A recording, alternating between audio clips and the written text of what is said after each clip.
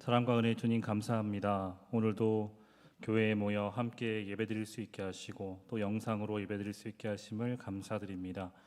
우리가 한자리에 모여서 이렇게 예배드리는 것이 하나님께 얼마나 큰 기쁨인지 모르겠습니다. 아버지 하나님, 전심을 다하고 최선을 다해서 우리의 마음과 우리 모든 생각을 주님께 맡겨드릴 수 있는 귀한 시간 될 수 있도록 인도하여 주시옵소서.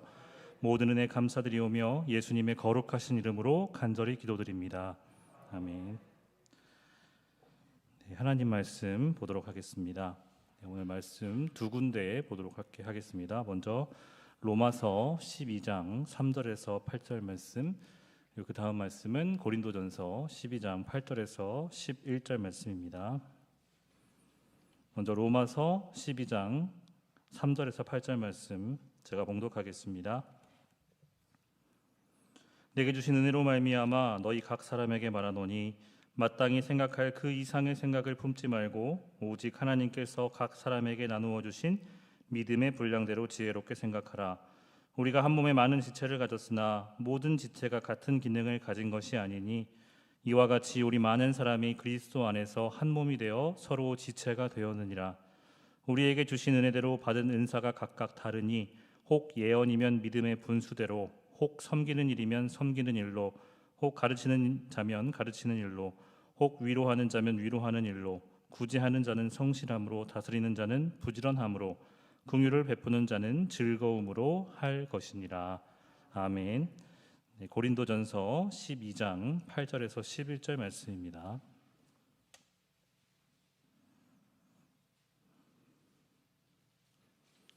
네, 제가 봉독하겠습니다.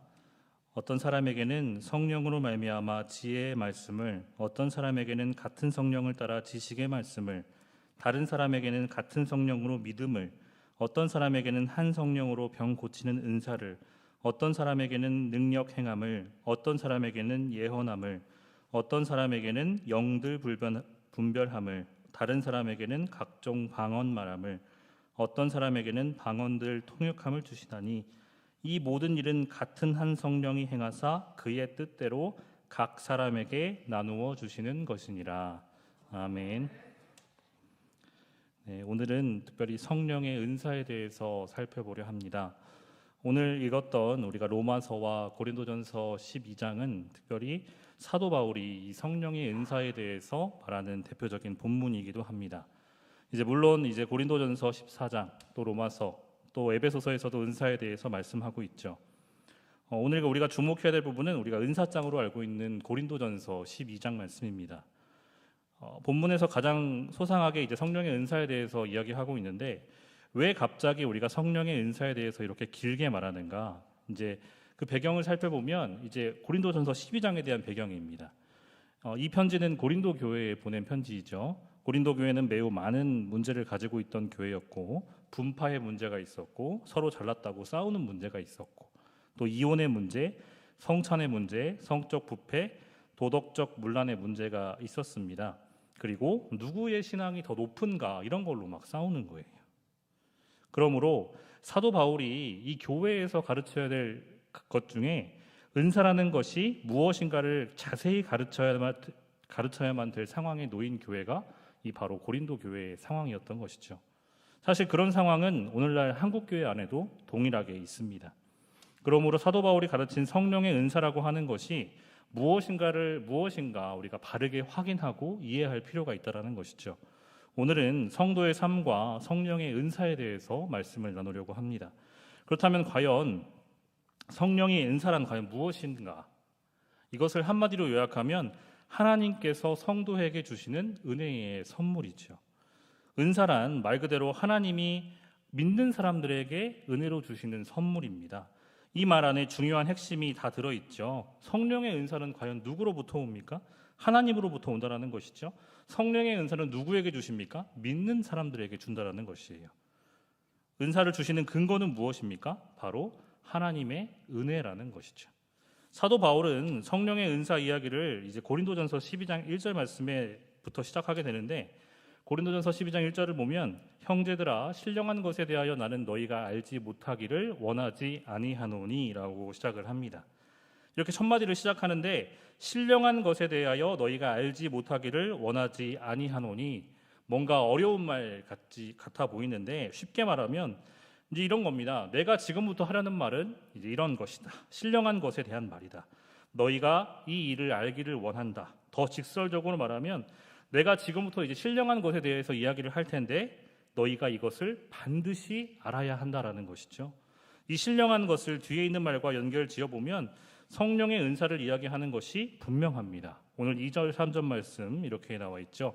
너희도 알거니와 너희가 이방인으로 있을 때에 말 못하는 우상에게로 끄는 그대로 끌려갔느니라. 그러므로 내가 너희에게 알리노니 하나님의 영으로 말하는 자는 누구든지 예수를 저주할 자라 하지 아니하고 또 성령으로 아니하거든 누구든지 예수를 주시라 할 수 없느니라. 아멘. 한마디로 말하면 이렇습니다. 너희가 이전에 있던 모습과 지금의 모습이 다르다라는 것이죠.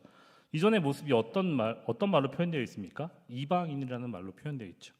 그래서 어떻게 했습니까? 우상에게, 말 못하는 우상에게 이끌려 다녔습니다. 쉬운 말로 하면 이전에 어떤 사람들입니까? 믿지 않는 사람들이죠. 불신자였다라는 것이죠. 그런데 지금은 어떻다라고 이야기를 하냐면 예수를 주라고 표현할 수 있습니다. 예수를 주님이라고 표현할 수 있는 거죠. 성령이 예수를 주라고 고백하게 만드는 일이 있었고, 쉽게 말하면 이 말씀은 성령으로 말미암아 예수를 주라고 고백하고 그래서 구원받은 성도가 된 사람들에게 하는 말이에요. 그러니까 이 지금 은사장에 대해서 설명할 때 사도 바울이 이야기하고 있는 것은 누구든지 예수님을 주라고 표현하는 사람들에게 지금 하고 있는 말이라는 것이죠. 즉 성령의 은사는 무엇이냐면 예수님을 주라고 시인하며 구원받은 성도의 신분으로 사는 사람들에게 주어진 신령한 것이라는 것이죠. 성령의 은사는 예수 믿는 사람들 중에서도 특별하게 열심히 있는 사람, 특별하게 헌금을 많이 내는 사람, 특별하게 기도를 많이 하는 사람들을 뽑아서 주는 것이 아니고 예수님을 주라고 시인하는 사람들에게 주는 것이다 라고 표현을 하고 있는 것입니다.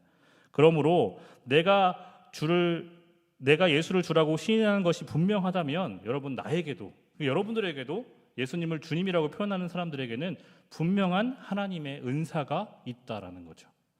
이것을 분명히 아셔야 된다라는 거예요. 나는 예수를 믿은 지가 20년인데 아직도 내가 성령의 은사가 무엇인지 모르겠어. 받지 못했어. 이 말은 틀린 말이라는 겁니다. 성령의 은사는 우리 가운데 분명히 있다라는 것이죠. 그 다음 4절부터 6절 말씀을 한번 보시겠습니다. 보시면 은사는 여러 가지나 성령은 같고 직분은 여러 가지나 주는 같으며 또 사역은 여러 가지나 모든 것을 모든 사람 가운데서 이루시는 하나님은 같으니 라고 나와 있습니다. 은사, 직분, 사역 이런 표현들을 써가면서 바꿔가면서 쓰고 있죠. 성령의 은사, 교회의 직분, 다음 성도로서 행하는 사역, 이것들이 다 성령의 은사와 관련되어 있다라는 것이죠. 그러니까 은사는 여러 가지입니다. 그리고 직분도 다양합니다. 사역도 다 제각각 다르죠. 그런데 그것들을 행하도록 은사를 주시는 분은 동일하다라는 겁니다. 그리고 같은 성령이 다양한 사람들에게 다양한 은사를 주셔서 직분도 행하고 사역도 행하게 하시는 것이죠. 요약하면 성령의 은사란 예수님을 주라고 고백하는 사람에게 구원받은 성도로 살아가도록 성령 하나님께서 주시는 선물이라는 것입니다. 많은 사람이 은사하면 어떻게 생각합니까? 특별한 것, 희한한 것, 신비한 것, 비범한 것, 몇 사람에게 주어지는 특별한 것이라고 생각할 때가 굉장히 많이 있지만, 그러나 사도 바울은 은사란 그런 것이 아니다라고 첫 구절부터 설명하고 있다는 거예요. 모든 사람에게 적용될 수 있는 말이라는 것이죠. 그래서 우리가 이렇게 고백하는 것이 중요합니다. 나는 성령의 은사를 받은 사람입니다. 예수 믿는 사람들께 살라고, 직분을 수행하라고, 사역을 감당하라고 성령 하나님께서 나에게 은사를 주셨다라는 것이죠. 여러분, 그렇기 때문에 우리는 우리 삶 가운데 은사를 감당해야 될 의무감도 역할도 있다라는 것입니다. 그렇다면 은사의 종류주는 어떤 것들이 있을까요? 은사의 종류에 대해서는 본문뿐만 아니라 고린도전서뿐만이 아니라 로마서, 에베소서 그리고 베드로전서까지도 많은 말들을 하고 있습니다. 한마디로 요약하면 은사는 다양하다라는 거예요. 다양하다. 우리가 아는 은사는 무엇이 있습니까? 방언, 예언, 뭐 통변, 통역 뭐 이런 것들을 다 은사라고 하지만 그것을 넘어선 모든 범주 안에 있는 것이 다 은사라는 거예요. 오늘 말씀에서 보시면 이제 고린도전서 12장 오늘 본문 읽었던 8절에서 10절 말씀에는 어떤 사람에게는 성령으로 말미암아 지혜의 말씀을, 어떤 사람에게는 같은 성령을 따라 지식의 말씀을, 다른 사람에게는 같은 성령으로 믿음을, 또 어떤 사람에게는 한 성령으로 병고치는 은사를, 어떤 사람에게는 능력 행함을, 어떤 사람에게는 예언함을, 어떤 사람에게는 영들 분별함을, 다른 사람에게는 각종 방언 말함을, 어떤 사람에게는 방언들 통역함을 주시나니 라고 나와 있습니다. 지혜, 지식, 믿음, 병고치는 은사, 능력 행함, 예언, 영들 분별함, 방언 말함, 방언을 통역함, 이게 다 은사라는 것이죠.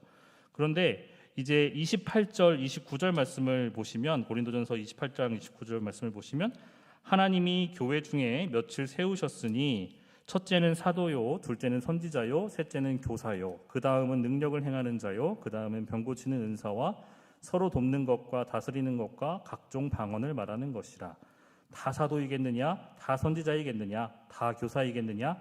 다 능력을 행하는 자이겠느냐라고 나와 있습니다. 은사에 관한 다른 말씀들을 찾아보면 오늘 우리가 읽었던 로마서 12장 6절에서 8절 말씀도 이제 여기에 해당되는 것이죠.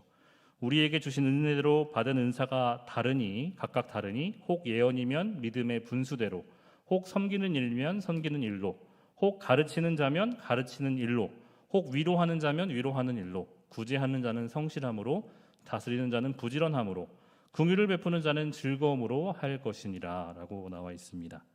그리고 에베소서 4장 11절에 보면 그가 어떤 사람은 사도로, 어떤 사람은 선지자로, 어떤 사람은 복음 전하는 자로, 어떤 사람은 목사와 교사로 삼으셨으니 라고 나와 있죠.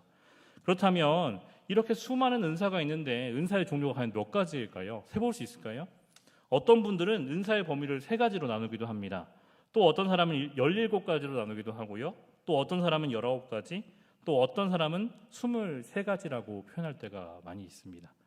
책들을 보면 저도 이번에 이제 성령에 관해서 찾아보면서 성령의 은사 파트를 찾아봤더니 성령의 은사를 자세히 나누게 했는데 다 책마다 다른 거예요.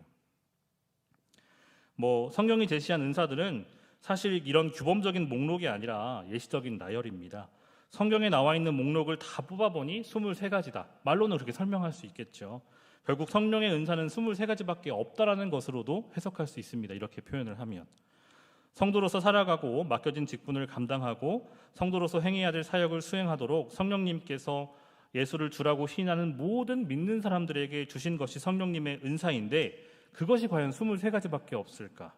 수없이 사실 많이 있겠죠. 성령님의 은사는 얼마든지 다양합니다. 고린도전서 12장 7절에는 각 사람에게, 베드로전서 4장 10절에도 각각 은사를 받은 대로, 로마서 12장에도 우리에게 주신 은혜대로 받은 은사가 각각 다르니, 각자에게 성령님의 은사가 있는데 모두 다 다양하다라는 거예요. 그러므로 23개 은사 목록 펴놓고 나는 이 은사 가지고 싶어 라고 말하는 것 자체가 이상하다라는 겁니다. 이 은사 주세요 이렇게 얘기하는 게 아니라는 것이죠. 여러분, 성령의 은사는 매우 다양합니다. 우리는 내 은사를 모를 수 있죠. 그런데 은사는 분명하게 주어졌다는 사실이에요. 하나님의 성령님의 은사는. 그러면 우리가 각자에게 주신 다른 은사, 각각 다른 은사들이 있죠. 우리 성도들 간에도 다 다릅니다. 어떤 권사님은 인사 잘하는 걸 너무 잘하고, 인사하는 걸 너무 잘하고, 어떤 분은 상담하는 걸 너무 잘하고, 이렇게 다 다르거든요. 사실 저는 은사라고 표현하기에는 저도 부끄럽습니다만 많은 분들이 저는 목소리가 좋다라고 표현을 할 때가 많이 있었습니다. 어렸을 때, 한 20살 때부터 이제 목소리가 참 넌 은사를 받은 것 같다라는 표현들을 많이 했는데요. 또 제가 아는 어떤 목사님은 다른 사람을 상담하고 마음을 치유하는 은사를 받은 분이 있습니다. 그러면 사람을 가르쳐서 말씀을 깨닫게 하는 은사도 있을 것이고, 저같이 이제 목소리로 이제 사람들에게 좋은 영향력을 줄 수도 있을 것이고, 혹은 상담을 해서 마음을 치유할 수도 있을 것이고. 자, 그렇다면 이것은 다 무슨 관계가 있을까?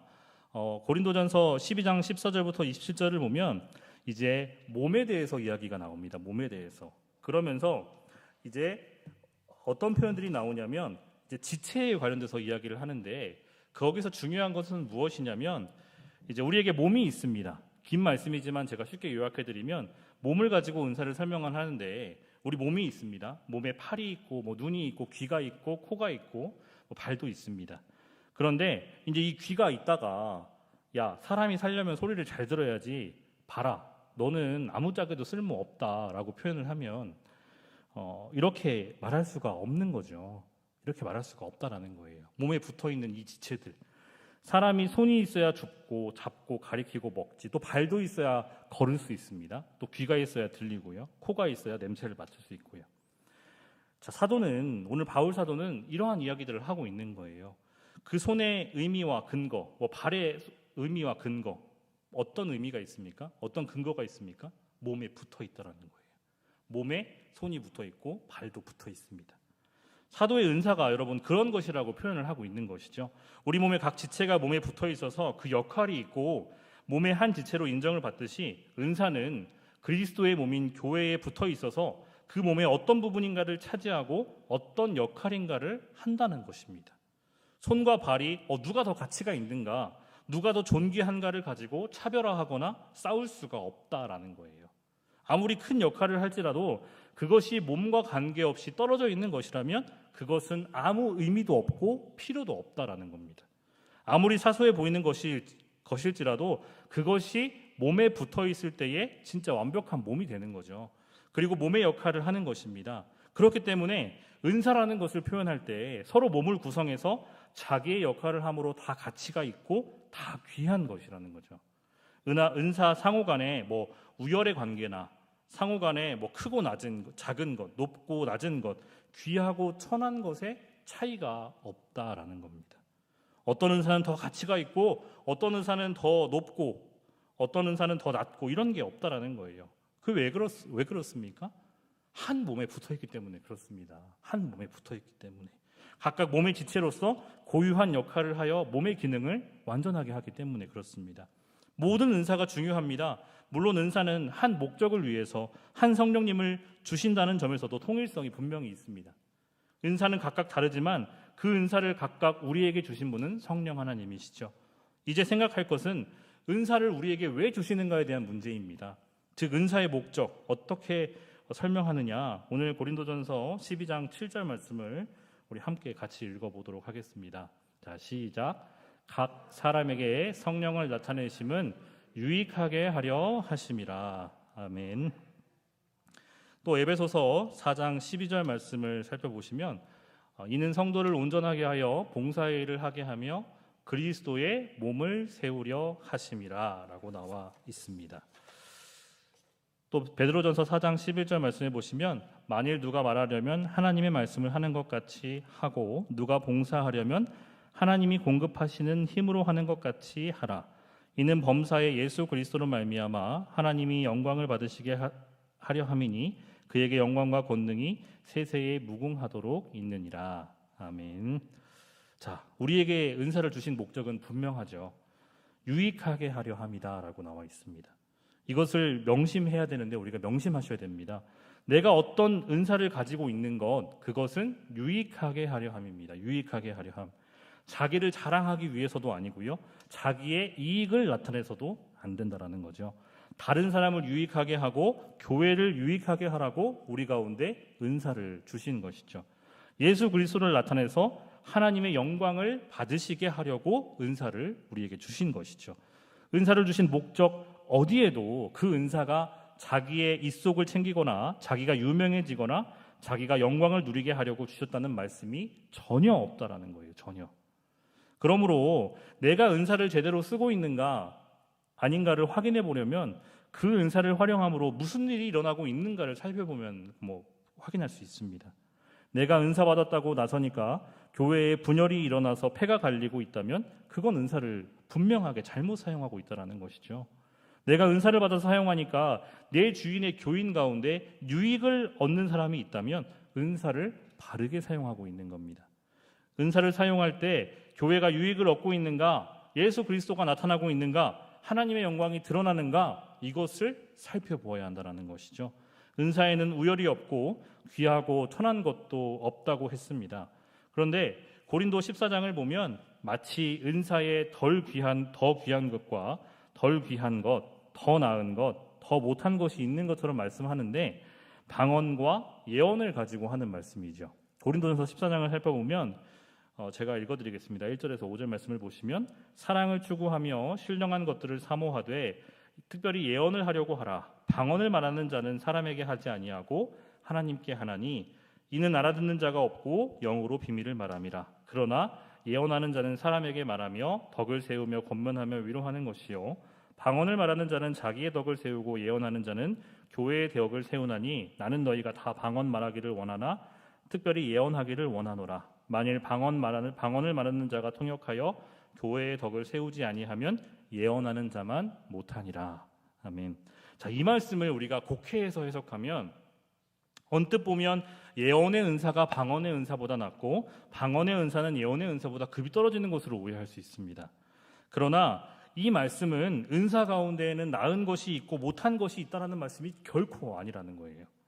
방언이 자기 자신을 유익하게 하고 예언이 다른 사람을 유익하게 한다는 점에서 본다면 차라리 예언을 하는 게 낫다라고 표현을 하고 있다는 거예요. 은사 자체의 우열을 말하는 것이 아니라 그 은사로 무엇을 이루어내는가 가지고 말하는 것입니다. 예언의 은사는 권면하고 위로하여 다른 사람에게 유익을 끼치고 덕을 세울 수 있습니다. 이에 비하여 방언이라는 것은 자기와 하나님 사이에 신비한 말을 하는 것이므로 잘못하면 다른 사람들에게 아무런 유익을 주지 못하고 오히려 덕을 세우지 못할 위험 요소를 갖고 있다는 것에 대해서 설명하고 있다는 것이죠. 만일 어떤 교인이 방언을 함으로써 자기 자신만 드러나고 다른 사람에게 유익과 교회의 덕을 세우지 못하는데 어떤 교인은 예언의 은사를 가지고 다른 사람을 위로하며 권면하고 교회의 덕을 세운다면 방언하는 자는 예언하는 자보다 못한 것이다 라고 말씀하고 있는 것이지 은사에 차별을 두는 게 결코 아니라는 겁니다. 그러니까 이것은 은사 자체에 대한 말씀이 아니라 은사를 가진 사람에 대한 말씀이라는 것이죠. 결국 은사의 목적대로 다른 사람과 교회의 유익과 덕을 세우는 방식으로 은사의 활용을 하는 사람인가 아니면 자기 자신의 유익과 자랑을 위하여 은사를 이용하는 사람인가에 대해서 나타나고 있는 말씀입니다. 사실 꼭 방언과 예언에만 국한된 것이 결코 아닙니다. 다른 은사들도 마찬가지죠. 예를 들어 봉사의 은사를 받은 사람이 있고 상담의 은사를 받은 사람이 있다고 치면 봉사의 은사를 가진 사람은 그것으로 여러 사람을 유익하게 하고 교회의 덕을 세웁니다. 그런데 상담의 은사를 가진 사람은 계속해서 자기만 드러내고 자기 이속만 챙겨서 교회의 덕을 세우지 못한다고 하면 성령이 주신 은사 자체는 똑같이 귀한 것이지만 그 은사로서 이루어내는 결과에서 다른 것이지 상담을 받은 은사의 사람은 은사의 목적을 이루지 않고 자기 자신의 것을 채웠기 때문에 아까 말씀드린 봉사의 은사를 받은 사람보다 못한 것이지 결코 은사의 높낮이가 없다라는 것이죠.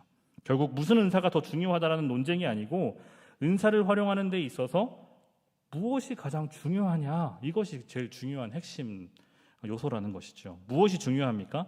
덕을 세워야 하고 유익을 끼쳐야 한다는 거죠.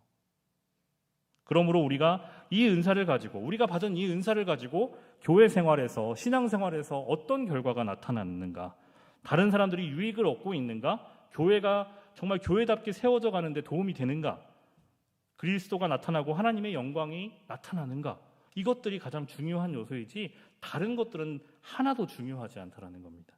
이러한 관점에서 우리가 우리의 은사들을 계속해서 점검해 보아야 한다는 것이죠. 은사는 왜 주십니까? 필요가 있고 이루어야 할 목적이 있기 때문에 하나님이 우리 가운데 주시죠. 은사는 언제나 내가 어떻게 살아야 되고 무엇을 해야 되며 무엇을 목적으로 활용해야 하는지와 직결되어 있습니다. 은사는 이걸 가지고 누군가를 섬기고 그리스도를 나타내고 하나님의 영광을 드러내도록 어딘가에서 누군가의 유익하게 하는 자로 살도록 성령 하나님께서 우리 가운데 주신 선물이라는 것이죠. 여러분, 지금까지 드린 말씀 사실 은사를 받은 우리 성도들에게 굉장히 중요한 생활 원리들입니다. 그것을 몇 가지로 우리가 요약해 보면 우리가 은사의 목적 성취를 위해서 어떻게 해야 하냐면 이미 강조하였듯이 은사의 목적을 성취하는 일에 굉장히 집중을 해야 됩니다.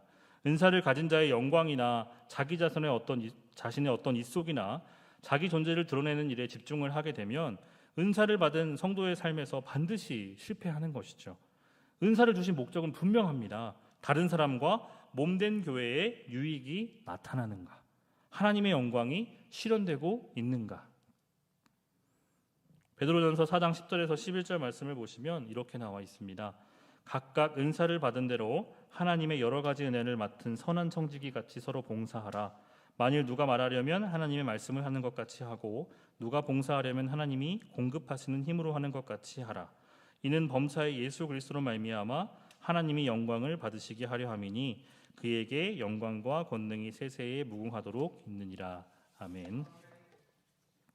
각각 은사를 받은 대로 하나님이 여러 가지 은혜를 맡은 청지기 같이 서로 봉사하라는 것이죠. 은사는 계급도 아니고 특별히 잘나서 받은 상급도 아니라는 것입니다. 내가 해야 될 일을 할 수 있도록 주신 그 정말 재료라고 생각하고 선한 청지기의 자세로 해야 한다는 것이죠. 우리는 때때로 이런 생각을 할 수도 있습니다. 나한테는 다른 사람에게 말하면 그가 위로도 받고 내가 말하면 다른 사람보다 설득력 있게 말을 잘할 수 있는 은사가 있는 게 분명한데 괜히 나섰다가 상처받고 시간도 손해보고 내가 뭐 그럴 거 없지, 그거 했다고 내가 무슨 월급을 받아? 가만히 있는 게 상책이지 라고 생각하는 사람이 있죠. 그런데 은사의 활용은 어떤 것입니까? 주어진 대로 내가 하나님의 영광을 위해서 그것의 교회의 유익을 위해서 사용하는 것이죠. 달란트 비유를 생각하면 그런 마음가짐을 갖고 있는 사람은 한 달란트 받은 사람이에요. 한 달란트 받은 사람이 어떤 사람입니까? 그냥 그대로 묵혀둔 사람이죠. 그냥 아무것도 사용하지 않고 그대로 주인은 뭔가를 정말 열심히 일을 해서 뭐가 됐든 남기기를 원했지만 그대로 갖고 있는 것이죠. 우리는 5달란트 받은 사람처럼 열심히 일하다가 5달란트 까먹을 위험이 있을지라도 그걸 가지고 열심히 하나님의 일을 감당할 뿐입니다. 은사를 가지고 교회 일을 하다 보면 나 때문에 은혜를 받고 유익을 보았다고 고마운 말을 해주는 사람도 생기지만 계속 억울한 소리만 듣고 상처만 받고 나에게 손해만 보는 경우도 분명하게 생길 때가 있습니다. 그러나 우리는 어떤 마음가짐으로 하는 게 중요하냐면 선한 청지기로 주인의 이름으로 그 일을 해야 하는 것이 마땅하다라는 것이죠.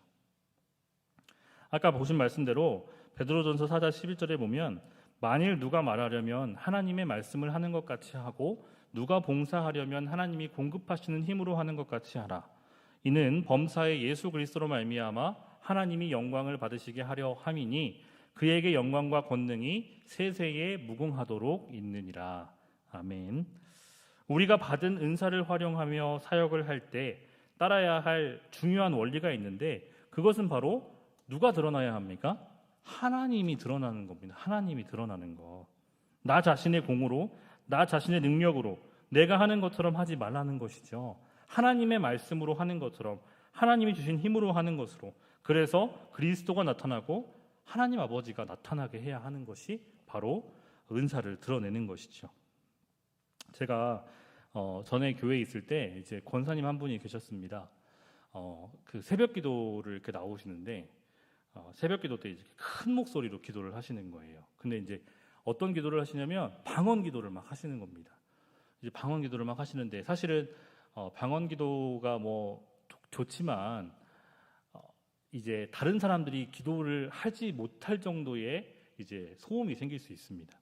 근데 그 권사님은 어떻게 기도하시냐면 갑자기 하시다가 박수를 막 치시는 거예요.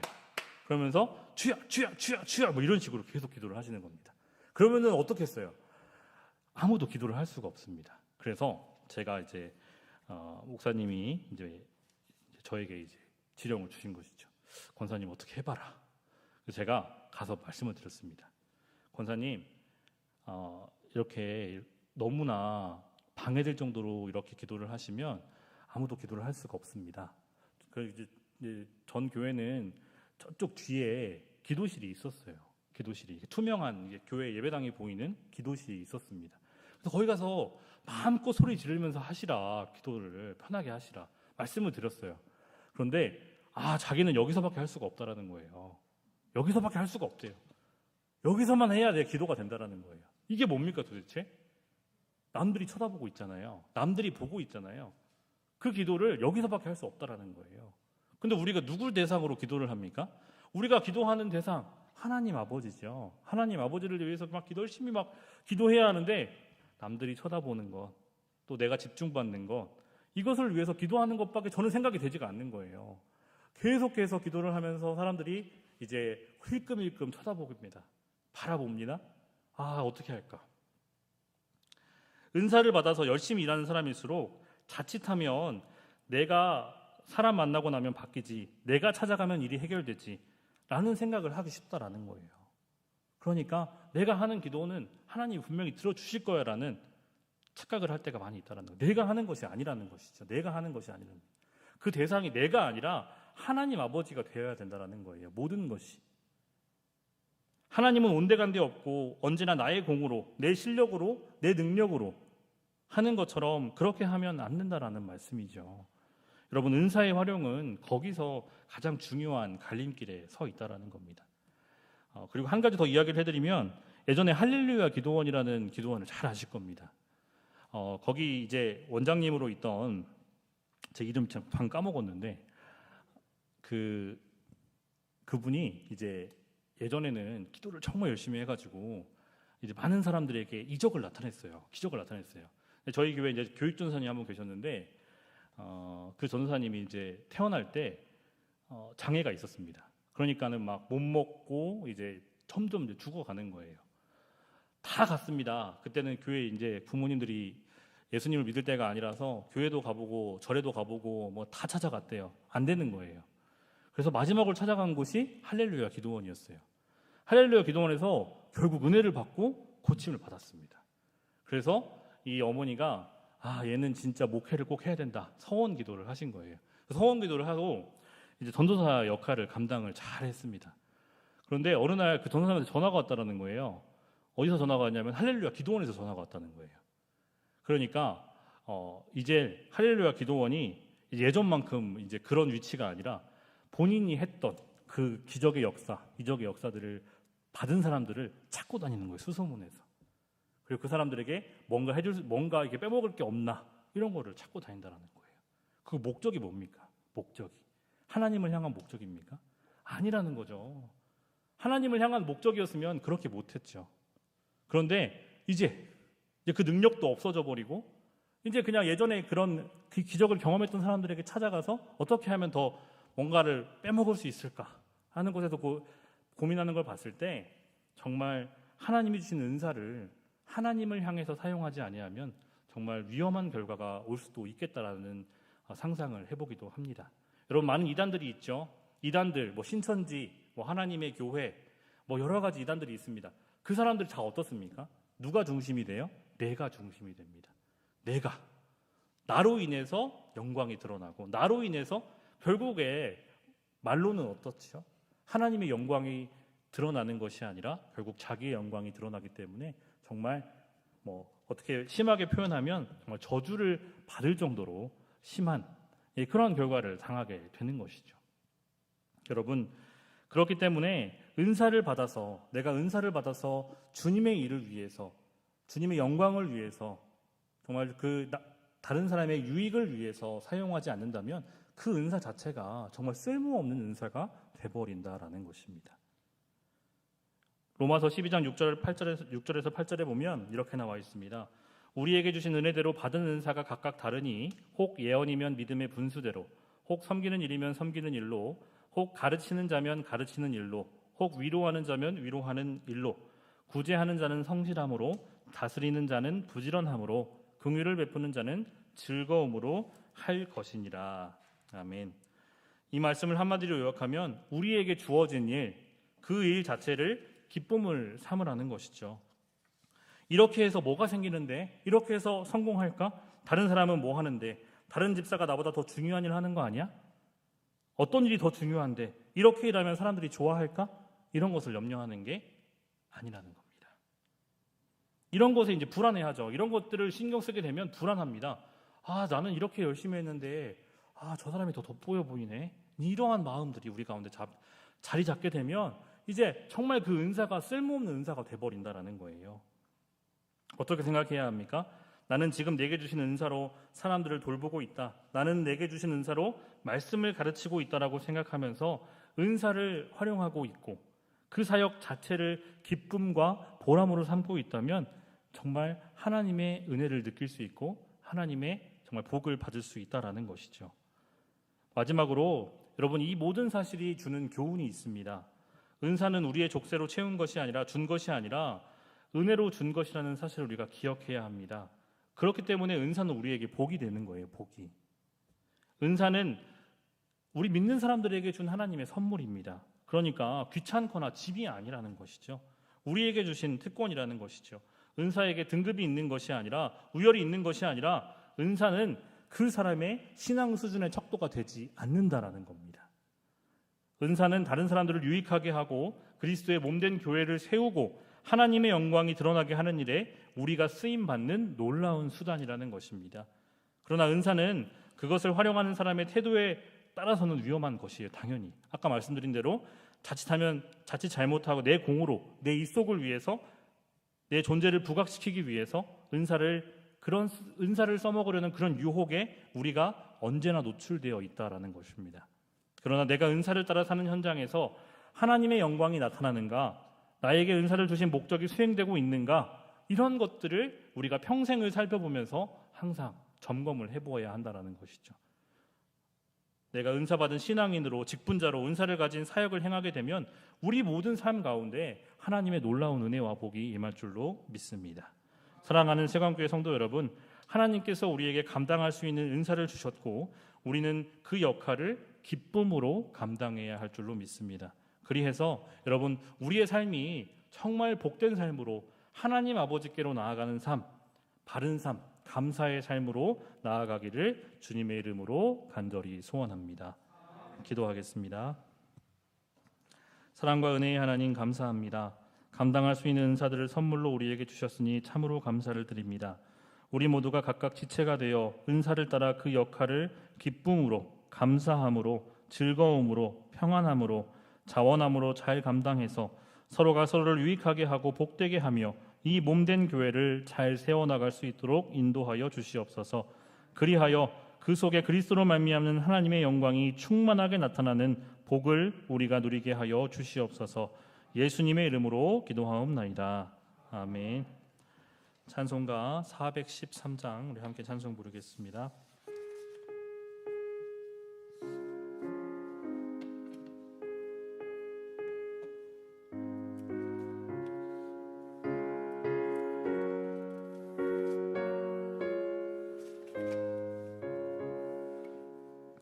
내 평생에 가는 길 순탄하여 늘 잔잔한 강 같은